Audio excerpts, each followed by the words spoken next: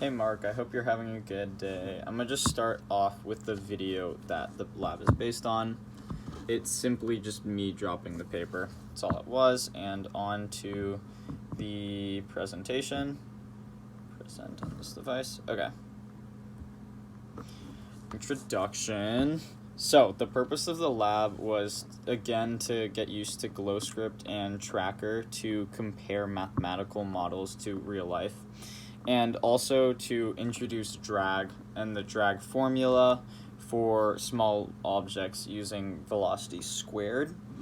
What did we do in the lab? We simply dropped the piece of paper and then we tracked it and then we created a mathematical model using the GlowScript to model the same fall and compare it to the fall in real life.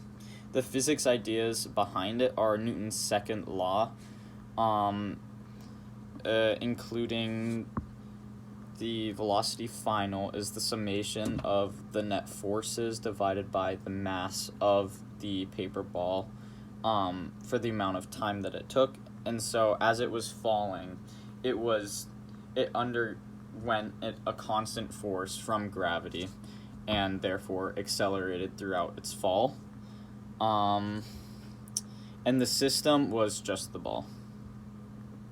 Alright, the experiment, initial conditions.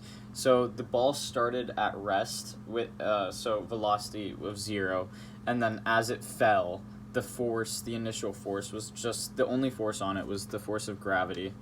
So it fell. Details of the experiment, pretty much mentioned it already, just dropped it and then created the model using Tracker.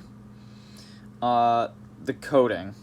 So the coding to create the model. So first on this left side here, this is the initialization. This is where we initialize the ball velocity and position. So we set those at 0. And then G equals 9.8.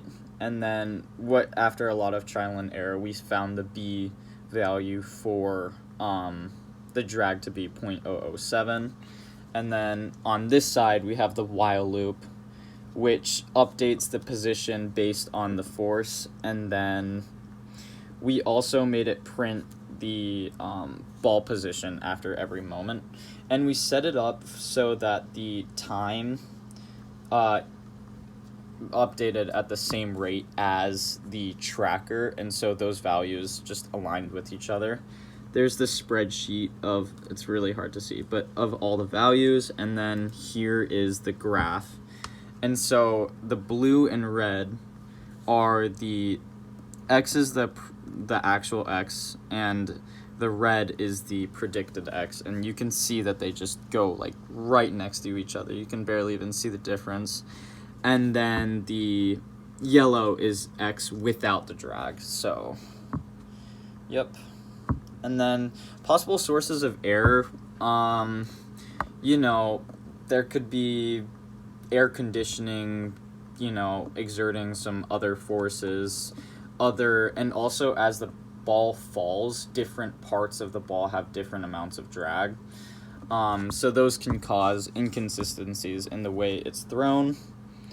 And what does the velocity versus time mean? It is the derivative of the position, and it shows it's sloping downward because,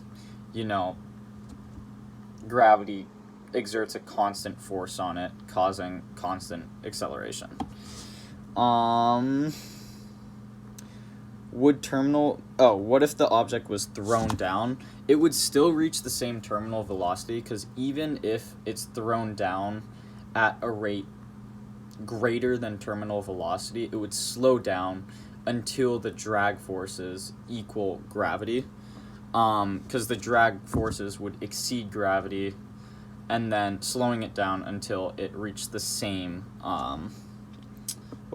terminal velocity.